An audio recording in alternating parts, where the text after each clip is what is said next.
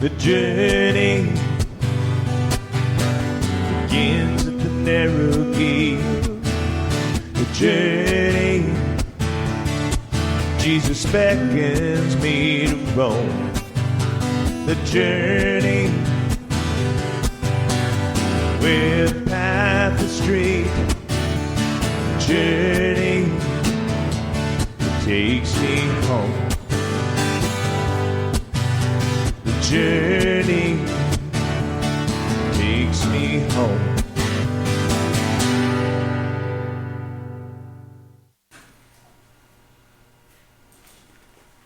Good morning and welcome to The Journey. Glad you could join us this morning or whatever time of day it might be for you, but we're glad you're here with us as we talk about our journey. Our journey along life with Christ. And sometimes Christ and our journey joined long ago, and sometimes, as we saw last week, it began rather late. This morning, have with us Lola Pittard. I just want to tell you, I had a great time when Lola and I were getting together and going through this. It was great. You know, we could do a 4-hour show, I'm pretty sure. Yeah, Lola's got some wonderful stories, so if you've never taken time to just sit down with Lola, do it. So I was blessed by our time together, so yeah. So we want to talk about your journey this morning, Lola, and really as we were talking and going through it, it really struck me that your journey is more of a long journey in the same direction. So you've known Christ for a long time, but not necessarily in a way that you've lately really come to know Him. That's true. So why don't you start us off with how your journey began? Well, I would say my journey began in Bakersfield, California in 1940. And I went... my mom took us to church, I think, as long as I could remember, probably even when I was a baby. But she always took us to church.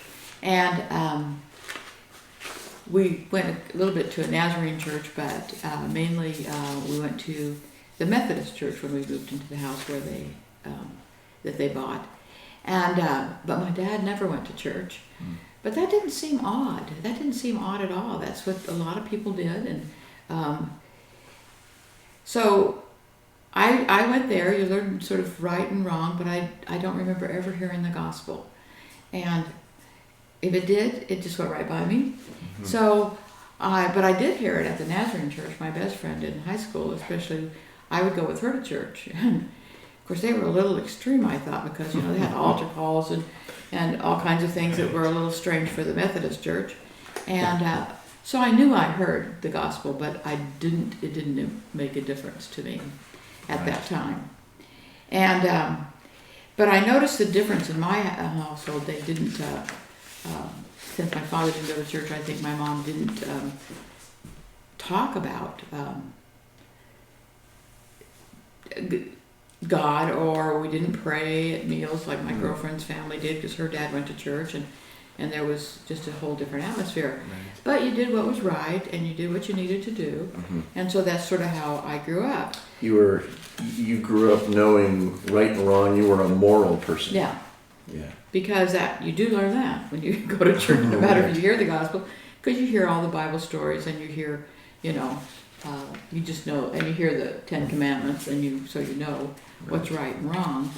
And but for some reason, as I was growing up, there were two things that really affected my life in a negative way. And one, I've learned that people can make some decisions at some point in their life, and they affect them, but they don't even really realize they've made them. And one of mine was that I didn't feel like my father loved me.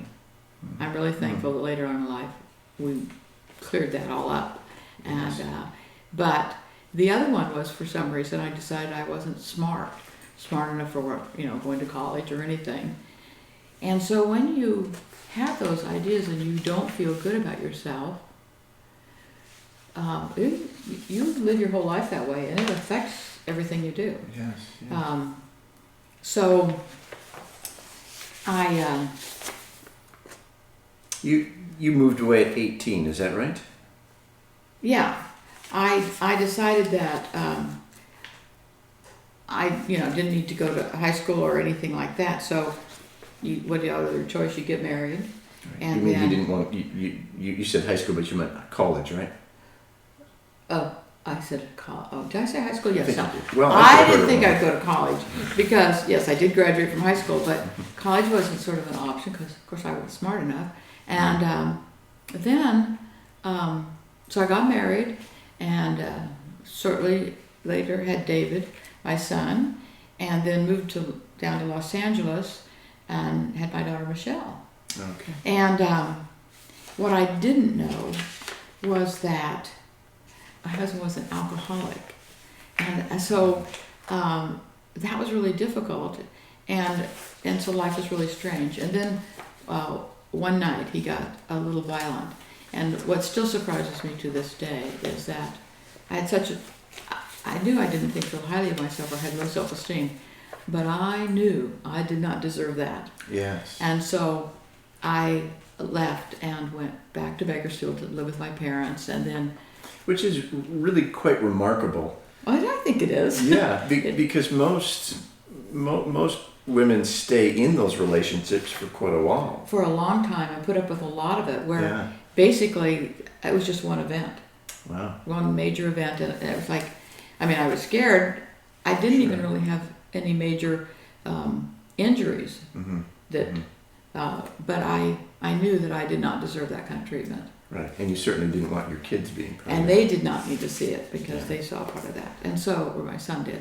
So I moved back to Bakersfield, and like I say, the one thing that I've always thought is a flaw is that, well, you just do what you need to do. So you go to work, and one nice thing about being a young mother is you enjoy your children. You play with games with them, and you just, participate in their life. And so go to work, you take care of your family, and then 3 years later, I was introduced to a fellow, and we decided to get married. And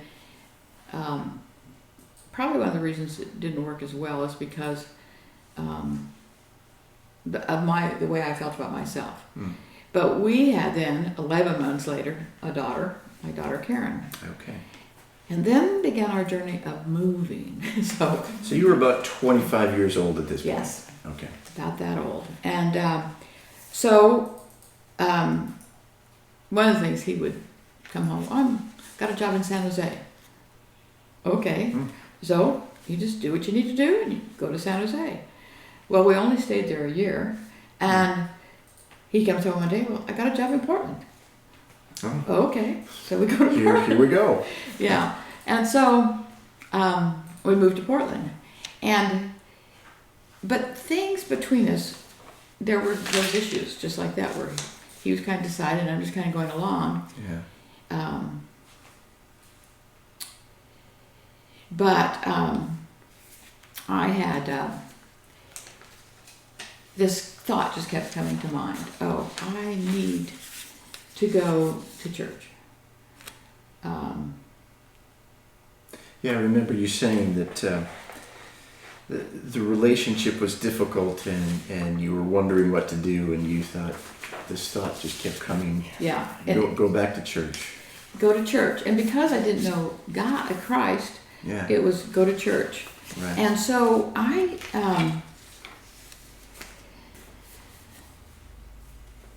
I was working just like, because you do what you need to do. The kids were in school, and you helped with the hot lunch program and the Cub Scouts and whatever. So one of the mothers there said, well, come to my church. They have a junior church. And I thought, well, good. My kids weren't used to being in church. Sure. And so this would be good for them.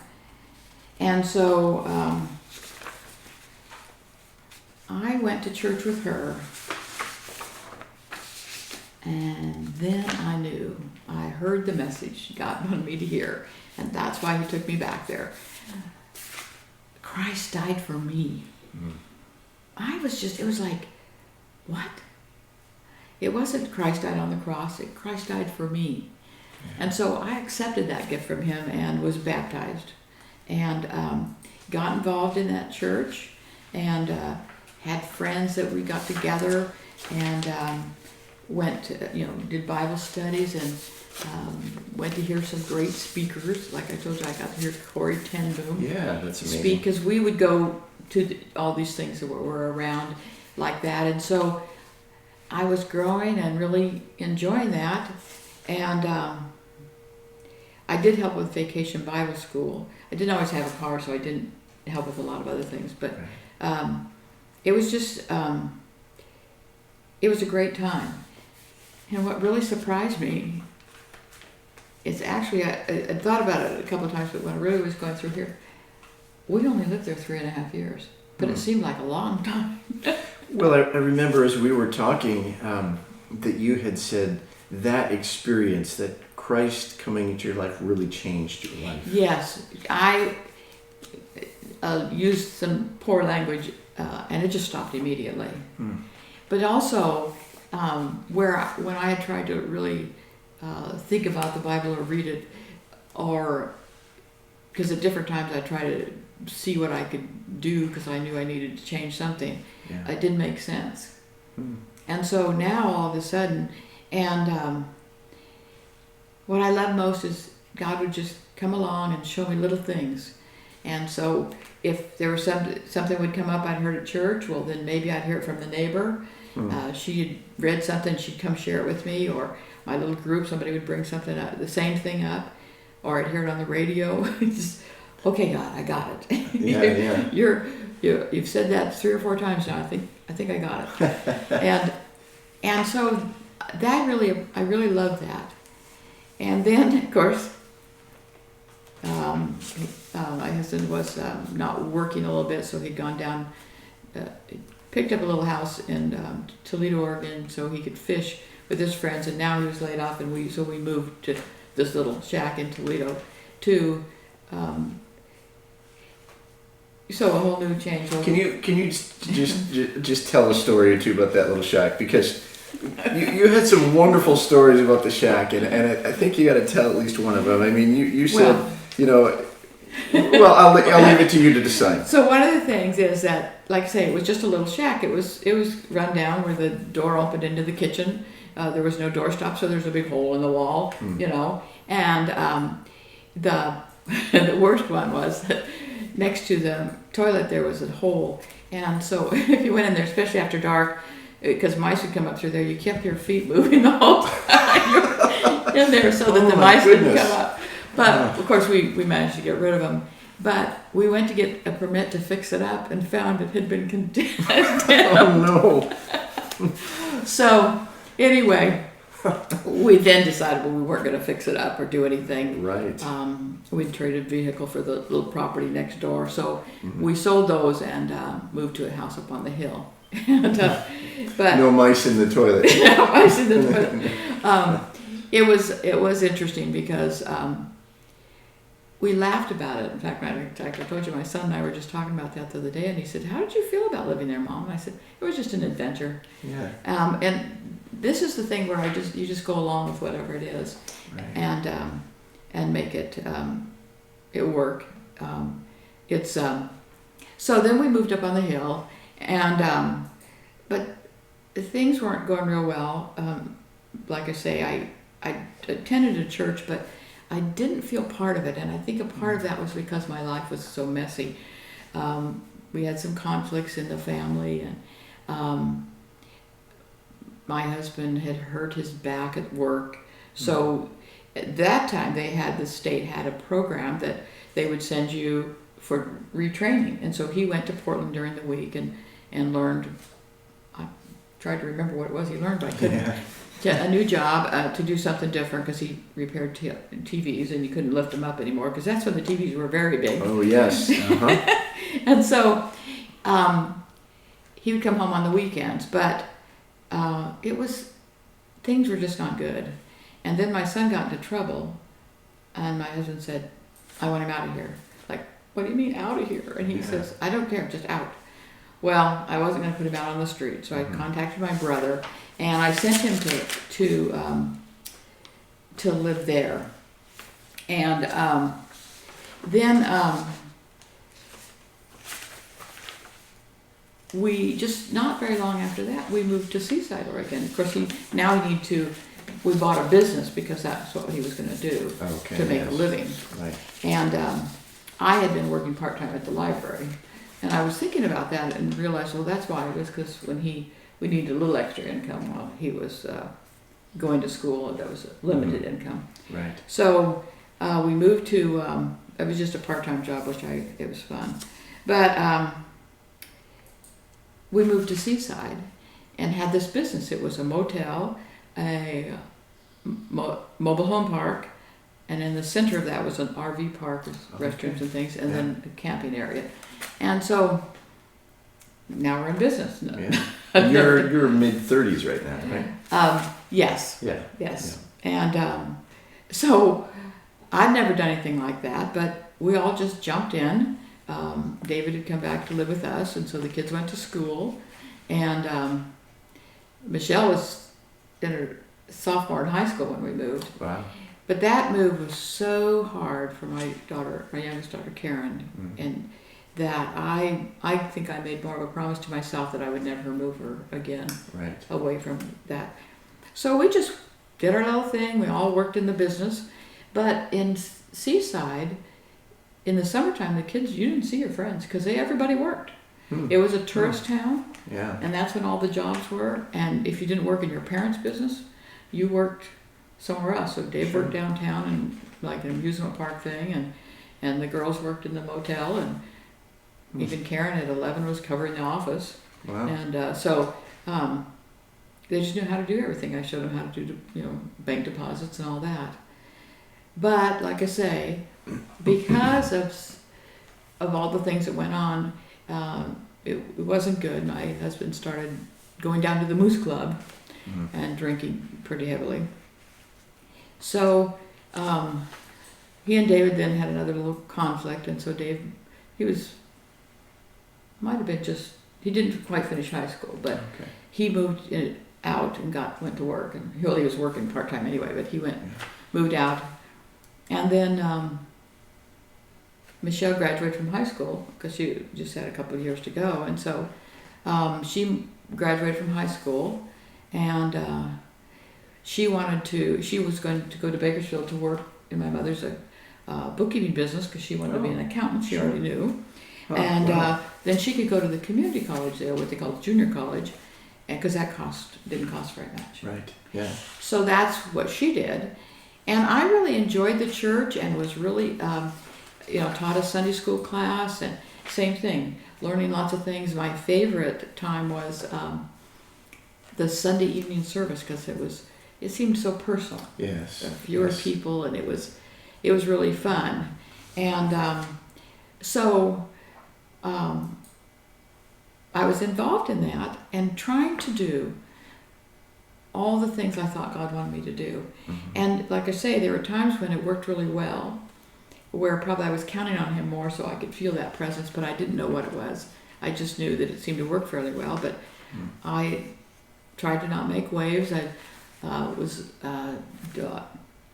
dealt with my anger. I had some anger issues, and so He took me through that, actually through a class up at the Astoria College, and so I learned to deal with that and not to get angry anymore. I mean, and I think I believe that people with low self-esteem who have painful things, if they don't feel they're loved, they're very sensitive because that just plugs into everything that's ever happened to them, and so they react strongly to things and to hurts.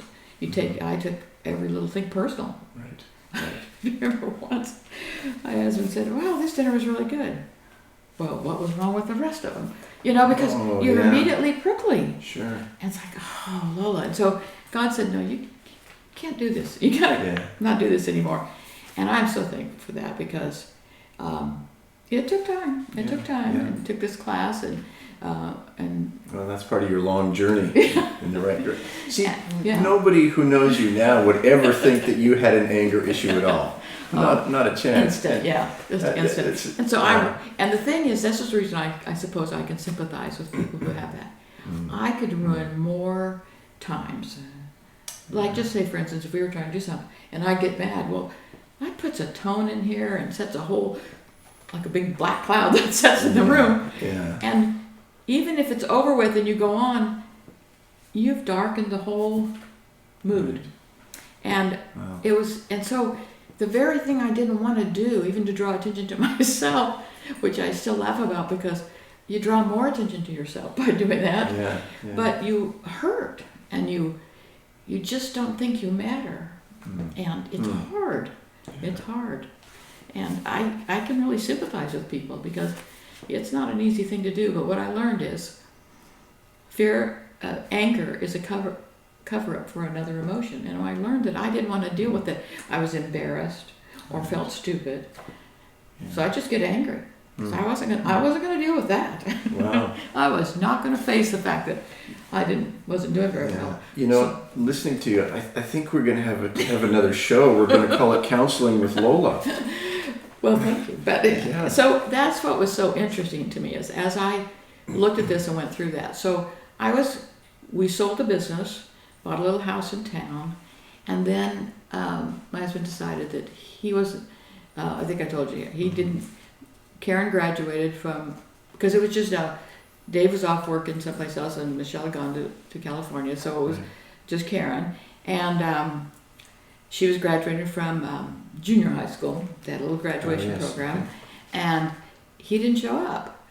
And so the next morning, we just lived a few blocks from the school, so I was getting ready for work and she went over to the school to pick up some things. And I heard the door open and I looked around and was my husband coming in and I said, "Oh, it's you," because I thought it was Karen. He said, "Well, is that all you got to say?" I'm like, "Okay, what's wrong with this picture? You've been out all night and you just walk in and what? That's all I've got to say." So, but at that time, I could have, if I'd have really understood who God wanted me to be, I'd have handled that completely different. But I didn't. And so, anyway, he said, well, he was leaving, and I said, okay, but you don't get to come back in because he'd done that a couple times. So then it was just me and Karen, and we were pretty poor, but we got by, and we just enjoyed things and made the best of it. And the summer between her junior and senior year, Michelle came home for the summer because she was finished with the college at the junior college, and she came home and worked at the Pig and Pancake.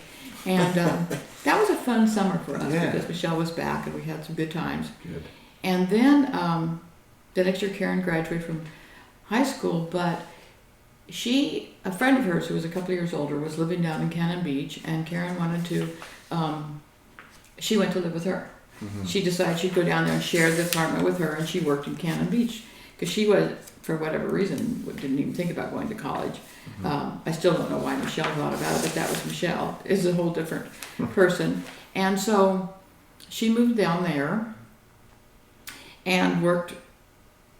But before that, after a couple years after her dad left, just because he'd then moved to Sutherland to open a business with his brother, and I just legally, he didn't contribute to our house at all, but yet he was still tied into it with his name on everything. Sure. So I really decided that I really need to legally get that all settled. Right. And I can't even remember all the legal things I ran into, but there were quite a few. I imagine, yeah. So I filed for divorce, but at the church I was going to, that wasn't acceptable, and so they asked me not to teach Sunday school. But I kept going to church because Karen was involved in the youth group, and then, like I say, it was just a little bit. She was off out of high school, and so then she moved down to Cannon Beach. She went to Cola Bible School, and then her dad called and said, "We want to open an antique store. Would you come be my partner?" And so she moved to Hillsborough with him to do that. Okay. So now I'm in Seaside all by myself. Yeah. And this was a pretty hard time. I mean, as we were talking, it was, you file for divorce, the church says, "Oh, no, now you can't teach Sunday school," because churches in those days believed certain things that aren't necessarily true, and your kids are gone, and you're wondering, Yeah. okay, what do I do, and where's God, kind of thing. You know, the one thing through it all, and because even with that, where I didn't go to church, and then it didn't quite, you're by yourself, you kind of know what, I remember somebody saying, what are you going to do? And I said, well, anything I want to. I can watch TV or not. I can cook something or I don't have to. Sure. I hadn't done that. I'd never been like that on my own, totally. I went from home to marriage. Yeah. And so this was a new experience. But as I looked back a little, I saw that my little group of women, when I first came to know the Lord, we had taught, one of the things we talked about was your value can be in being a mother. That you need to know you have value other than that, and in God, of course, but you have value other than that, so that it's not so devastating when your kids leave home. Sure. So I had kind of taken that to heart and used it when the kids all left. It's like, okay. And then I got a call from a friend and asked if I wanted to kind of move to Portland. And so I moved to Portland, rented out my little house, and at a law firm downtown Portland. You were early 40s. Yes. Okay. And so I moved there, and like I say, just do what you have to do. You work. Well, I was searching for a church, but I wasn't finding one. For a while, when I lived on one side of town, I went to this one church, literally went there for a whole year, and nobody spoke to me. Now, granted, I just came in and sat in a pew and left, but I was wanting to go to some of the Sunday school classes, and I'd look at things, but I couldn't figure some of it out, so I just would leave.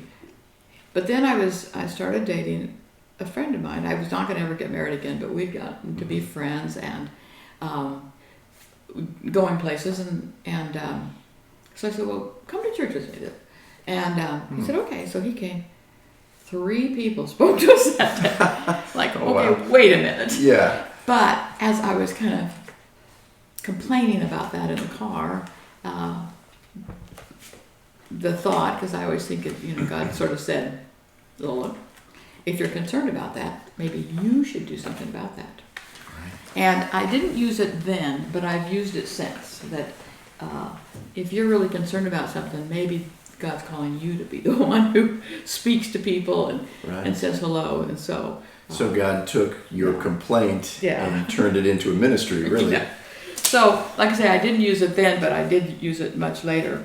So we got married, and I finally remember the name of the church, Cedar Mills.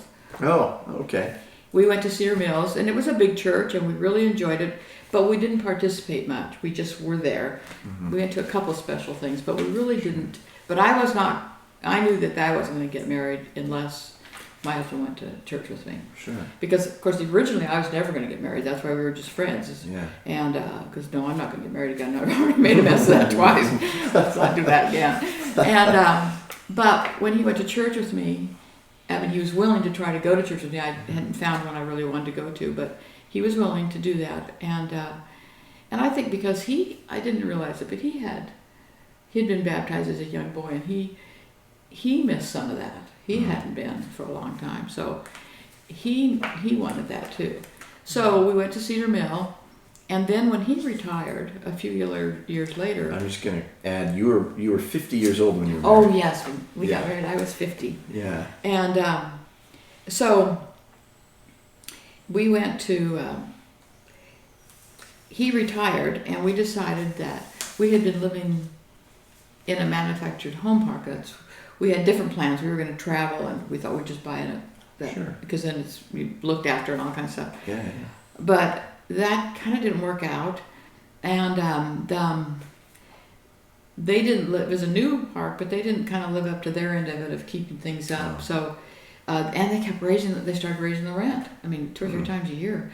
So we thought, okay, we got to move. So we then looked outside of Portland to find a place that was reasonable. We went to Scappoose, which is Highway 30 north of Portland. You think Portland's right on the river, but it curves up a little bit, and you can go quite a ways toward I had to Longview. look that up. Scappoose. Yeah. I'd never heard of it. I thought, what? It's like Union. Where's that? That's right, exactly. So so we moved there, and a brand new house, and that was fun. And then the lady who put in our curtains, of new blinds and stuff, invited us to her church, which is a little town up the road called Warren. It's just basically, it wasn't really a town, it was just an area. Right. And sort of like Union doesn't have a city hall or anything. Right. So we went there for 7 years. We went to Warren, a community church, and we got involved. We took a class and joined the church. They had several music teams. He started playing his stand-up bass in the one music team, and then I would do the overhead. I tried a couple of Bible studies, but I was still working full time. And so some of them it worked out and some of them didn't. Tried to do K. Arthur's, and that's a lot of work. Right. So I couldn't keep up with that and work at the same time. Yeah. And so, we went to church there for 7 years, and the only people who really spoke to us were probably the same 5 people that introduced us to it, the Gertrude's at the door, and maybe a couple of other people. Even the people on his music team didn't come up and speak to me. Oh, wow.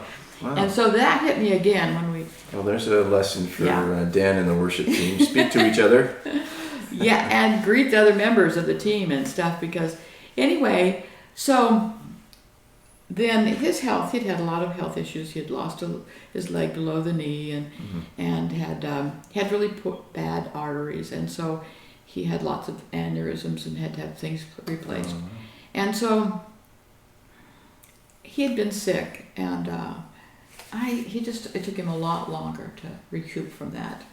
And I thought, I'm going to retire early. So at 62 and a half, I decided to retire just so I'd have more time with him. Yeah.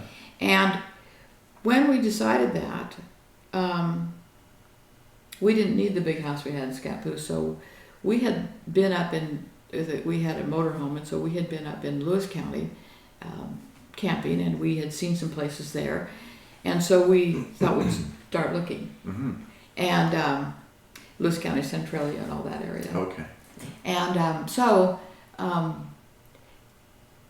we actually looked at some property in Napa Vine, put money down on it, contingent on some things, and found a manufactured home that we liked. And but then to store everything, they wouldn't put half the things in storage. He had an organ that he played, and they wouldn't put that in the storage, and you couldn't put any kind of liquid things like gas or the lawnmower. So, okay. So he said, well, why don't we just go into some place that we can just move into? Right. So he called a few places, and we went, the one place what we thought when it was in Lewis County was the realtor had an ad. It was actually up here in Mason County. So we came up and looked. And what was interesting to me is that we had attended that church, but we didn't do a lot of studying. I did some studying, but he didn't care for Bible studies. Right. And so we weren't really talking a lot about God, but as we got ready to move, we both saw God's hand in a lot of stuff. The way he pulled it all together, the house and the view, and so that we could move in by the time, because we'd already sold our house, and so we had to be out by a certain time. I think I told you we were going to have a garage sale because this house was smaller than we had anticipated. Right. And we had furniture to sell, and a lot of marked items. Well, if you've ever done a garage sale, it's kind of hard to show the things in the house and have somebody out there showing the things that Yes. out there in the garage that you're selling. Right. And so I'm going to try to avoid garage sales. yes. And so he just put up a sign while he was labeling everything for our garage sale. And all the furniture was sold by the day the garage sale came around. Oh, wow. And so we both looked at each other and said, whoa. We knew it was God for some reason. And that still baffles me a little bit that we understood that.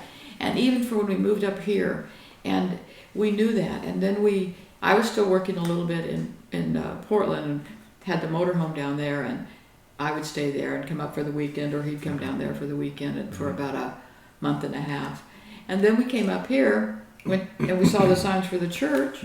Went to church, and well, he'd been bringing boxes from the storage that we could see that we could fit in the house, and a lot of things weren't, so we got to sell those. Yeah. And they were talking about having a rummage sale. Like, oh, we looked at each other.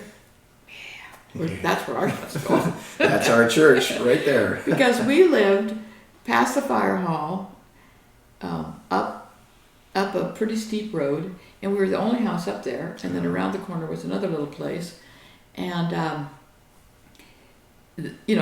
that's not real conducive to a garage sale. Yeah, right. And so we decided that's what we'd do. But then, because my husband was a retired fire chief, and he had been involved in a lot of things, he said, well, we've got a lot of stuff. We need to help. Okay, we'll help. And so there we went. We started helping. But the first day we went to that church is when I realized that we met more people. More people came up and spoke to us in that one Sunday than the whole 7 years. Wow. At that other church. And that's when God brought back, remember what I told you? At that other church? Right. You need to speak to people. Yeah. And so we just got involved. It's what we wanted to do, and we had the opportunity. I think it was a while before he started playing his stand-up bass, but he started playing with the music team. He noticed that the pastor was doing a lot himself, so he said, we need to help. So we printed the bulletins, did the overhead, we just did everything, just whatever we could do. Yeah.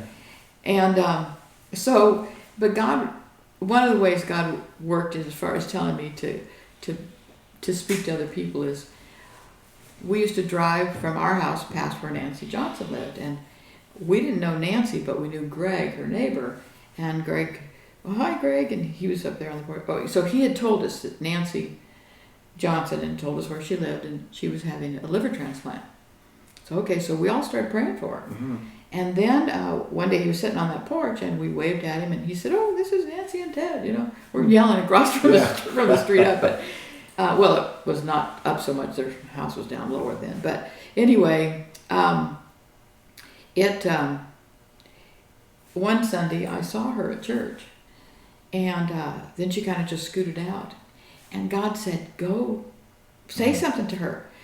I literally ran out into the parking lot, and I said, Nancy, I said, really glad you're here. I don't know what else I said to her. She said I told her about the quilters, but I don't know. I just wanted to let her know that we'd prayed for her and that we were glad she was there. Yeah. And then I walked back in and thought, oh, what did I do? How embarrassing. But I couldn't forget that one message that God had given me to speak to other people. And so God just keeps it going, and you keep growing, and he kept showing me things. And then even at one point, we're busy doing everything. Oh, yeah, I can do that. Oh, yeah, I can do that. And so one day, I felt God say, I know you're doing lots of things, Lola, but are you doing what I want you to do? Oh, well, I didn't think about that. I was just doing. Right. And so then I began to stop and but that's what I mean. He's the kind of God who just keeps for me, showing me little things. Yeah. Here you need to go. Yeah. And always.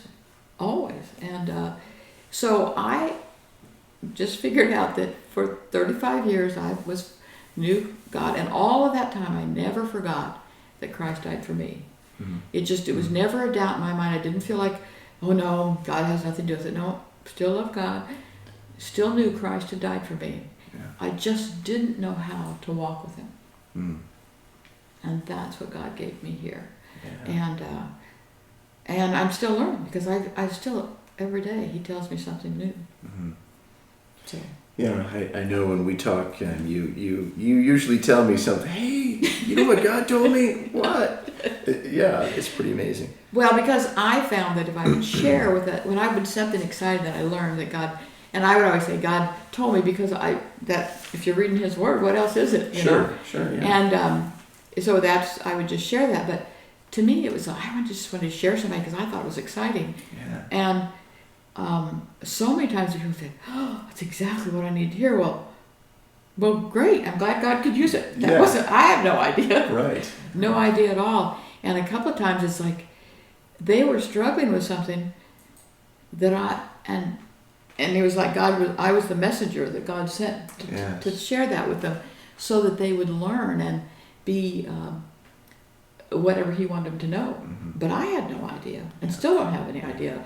So I guess I could say if I share something with people and you think I'm telling you what to do, no, God's just telling me something and I'm just telling you what He told me. Right. Well, one of the things that struck me about this journey with God was how people in your life kept inviting you to church. Yeah. And would talk to you. And that seems to be a theme, because even now as you're speaking, it strikes me as how God says, Lola, tell this person. Lola, say this. Mm-hmm. And you have no idea. No. But you're just being obedient to Christ, and you don't know what's going on in their life, but they needed to hear exactly what you said. Yes. And so the thing that I remember when I was in a Baptist church in Seaside, because like I say, I participated there. Mm-hmm. I was sitting there one Sunday and I thought, this one lady, Maxine, would come and play the organ. Sunday morning, Sunday evening, Wednesday night, and she was, the door was open, she was there. Right. And it just hit me that, go tell Maxine how great you think. Because I thought, boy, that's amazing. Yeah. Isn't that wonderful? She does that, Lord. And so he said, go tell her that. Okay. So I just went up and I just said, and that was one where God let me see a glimpse. It was a few weeks later that she told me that really meant a lot to her. Wow. That she was getting a little burned out or a little thinking nobody cared. Yeah. And so that's why if God gives me that prompting, like go talk to Nancy. Yeah. And there were two ladies at this church here when I first came, because the first service was there wasn't a lot of people there. Mm-hmm. And so there were two ladies that came, and it was that prompting, go say hello to them. So, hi, how are you today? And I'm like, what are you bothering me for? They give me that look, and I was in, and for me this is so amazing, because I was usually, if I got embarrassed or I felt stupid, then I wasn't going to do that again. Right. But I feel so grateful that I was still prompted to go do what God, told me. Mm-hmm. So every Sunday, and the other one just kind of smile at me. She didn't even always answer. Mm-hmm. And I just did it every Sunday. But I did learn not to talk long to them, because that was, they obviously weren't comfortable or didn't want to be. Mainly, probably, I thought they weren't comfortable. I never took it, they don't like me. They didn't know me, so how could they not know? They didn't know. I just thought they weren't comfortable with it, and so I thought, okay, I'll just limit it. And then one morning, the one lady who hardly even spoke gave me a hug. Like, wow. Okay, Lord, I see. And after that, she'd say good morning to me. She'd go out of her way, give me a hug, and the other lady started talking to me a lot more. Mm-hmm. And so I was like, okay, that's all right. Yeah. Wow. But then, so we participated and did all the things in the church that we could. And then, because we'd moved here in 2003, and then in 2009, probably 2 years before that, an aneurysm that my husband had was bothering him. And he said to the doctor, I can feel my heart beating right there. And the doctor said, because they always were kidding, these two, and he said, well, at least you know you're alive, Right. But he said, well, when's the last time we checked that? He said, well, it's been a while. So they went and checked it, and it was really in need of repair, but they couldn't do it because of his heart. Oh. So he had to, we just had to learn to live with it. Mm-hmm. He had gone, and one doctor just said, practically in tears, I'm sorry, you need to get your house in order, because it could happen any day. Yeah. And that's when we learned to live one day at a time. Every morning we'd pray. We were doing Bible studies. We did our devotionals, and he even taught a Bible study. And he would, he got real involved in where he would do most of the service when the pastor wasn't there, except for the preaching. You know, he would run I think the other person did the prayers, but he would introduce the music and just in charge. And so I even did a communion one Sunday. So we were really doing what we needed to do, and I thought it was because he didn't have.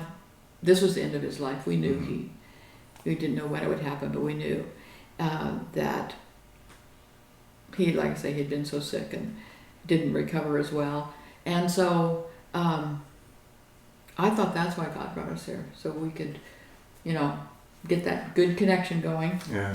And then when we went to had his funeral, like I told you, I found out that people talked about what he meant to them and the things that he had given them, and even later, and I knew it was much bigger.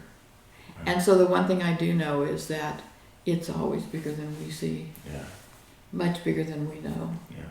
And so then I just continued with the church and did my thing. The only thing that was hard is that we used to have a soup on, I don't know, one day a week. It was in the church, the office part now where the Sunday school building is. Okay. And so it was pretty crowdy. And we always went. There was a lot of people there that went, and it was fun. And so it took me a little bit, but I went that next time, and I made sure I had a friend who I went with. And then she got up to go talk to some people, and so where she'd been sitting, someone else came and sat down that I didn't know as well, and I couldn't stay. I couldn't stay there. It's just, he wasn't there. Yes. Yeah. And but the interesting part of that too that I had forgotten about until just this minute was he died on a Saturday night, or Friday night, Saturday morning, early. And Michelle and my son David were living. That was the other interesting thing. We bought that house, and there was just, she said, find me a place close that I can come so I can stay a month, because she was living in Japan, and you need to get away from always having to struggle to understand and everything. So just that one little place past us was a single white mobile that was for sale, very inexpensive, and they bought it. So she could come and stay there, and then back and forth. There was a little path back and forth. And so then when she moved back, that's where she was living. Their money, they had some changes in their life, and she needed to come. So they were living in the house, and my son was there with her. And then they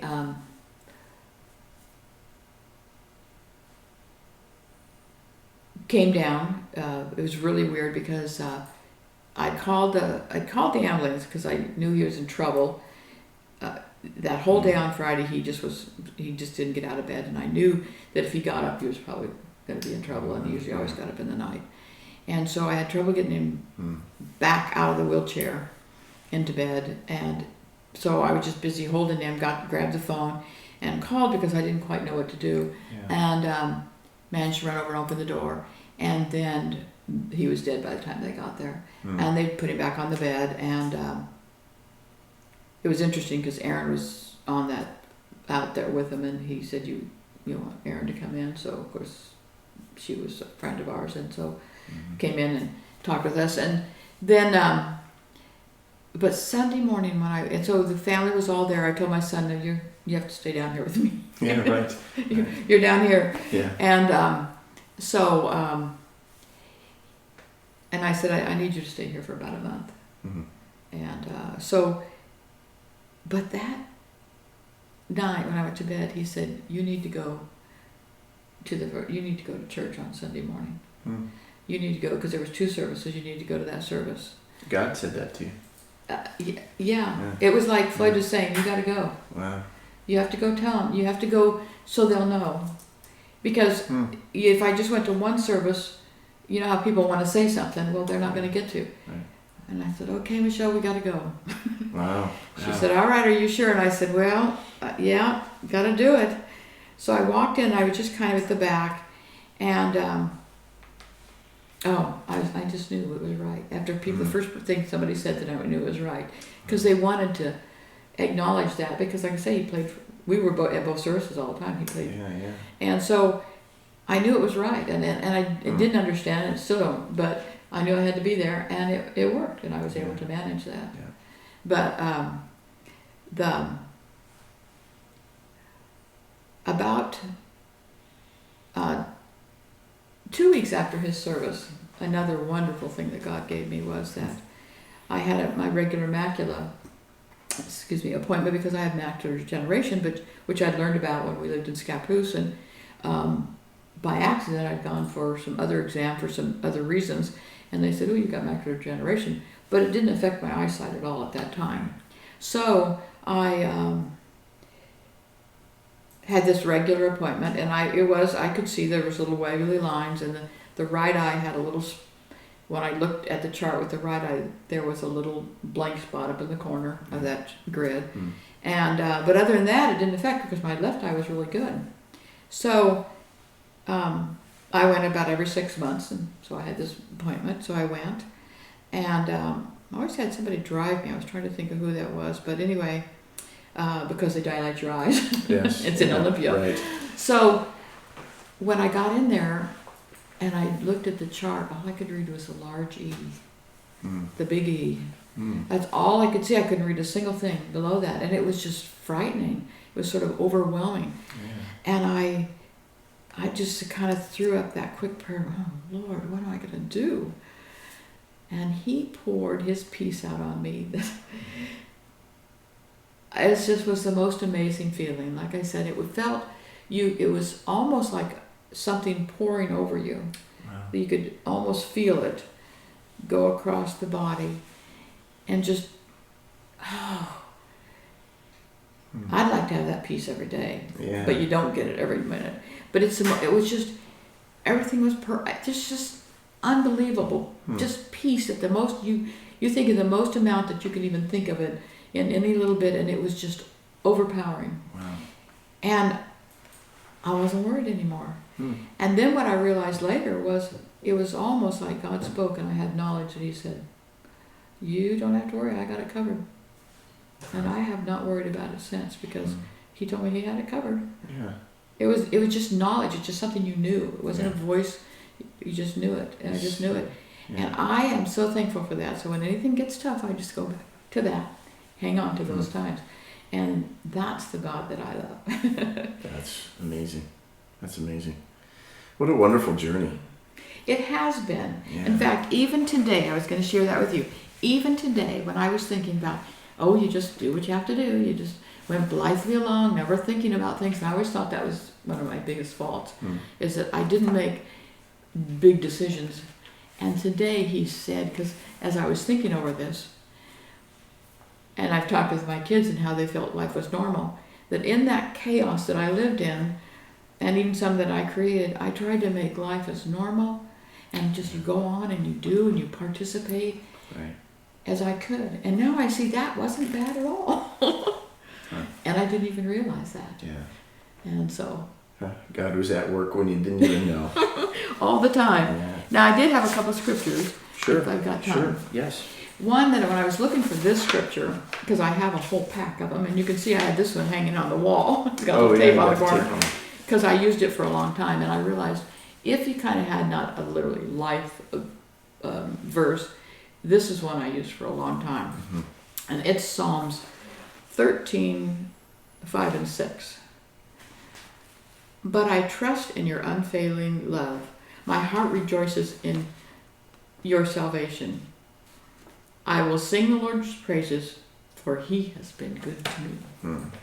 And that's basically been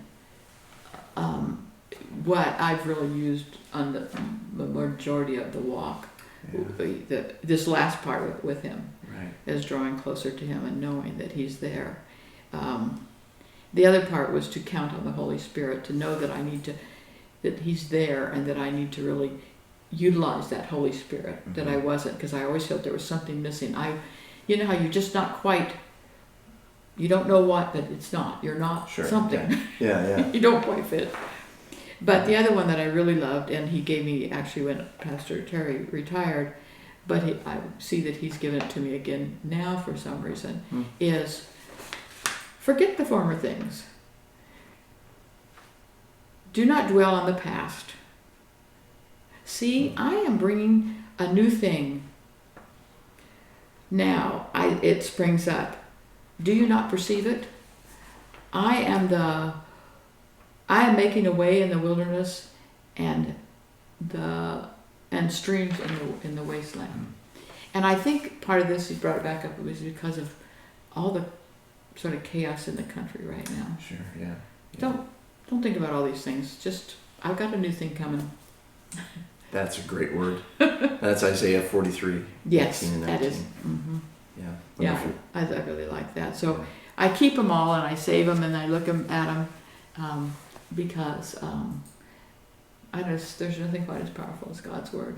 Yeah. Lola, thank you for sharing your journey with us. And you know, everybody's saying, no, let's keep going. Let's do 4 hours with Lola. Well, it is continuing. Like I say, even today he showed me something else, and tomorrow he'll show me something new. Because I've got a lot of stuff, garbage to get rid of.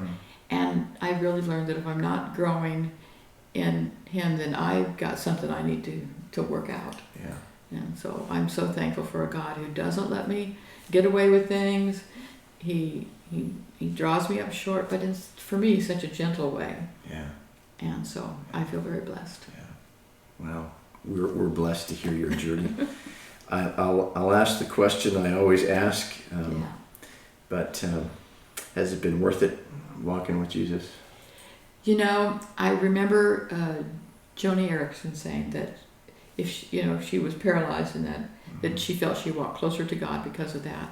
And I thought, but if someone said to me today, Lola, I'd give you back your full eyesight in exchange for this closeness with God, wouldn't take it for not in a second. Wow. And my eyesight annoys me at times because I want to put my glasses on and see more clearly. Yeah. But not if I can't have this relationship with him. Wow. It's been the most glorious thing. And I thought, why didn't I do it sooner? But no, God said, it's my timing. It's my timing. Wow. So I'm just going to rejoice in what it is today. Yeah. Oh, that's powerful. Thank you. As we close our time, would you mind praying in closing? I don't mind at all. Oh, thank you. Lord, I am so thankful for the journey that you brought me on.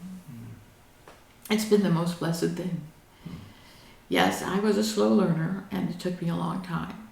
But I saw, as I looked back, that you brought me through a lot of things. And I needed to learn them.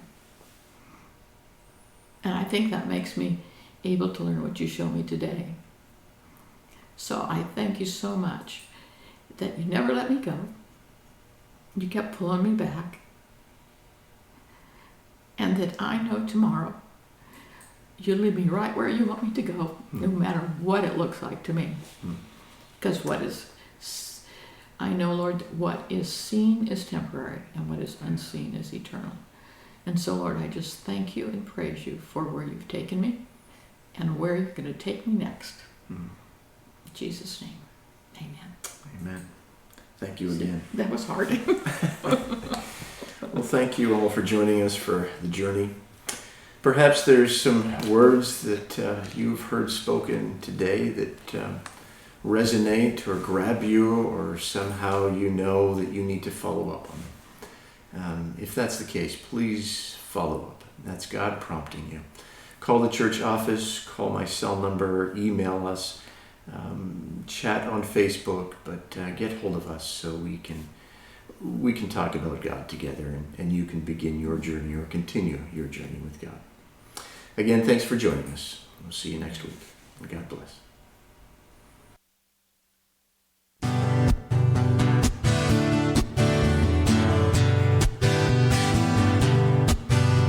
The journey begins at the narrow gate.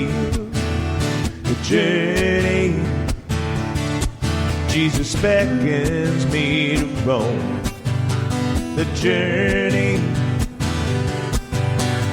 with path and street. Journey that takes me home. The journey takes me home.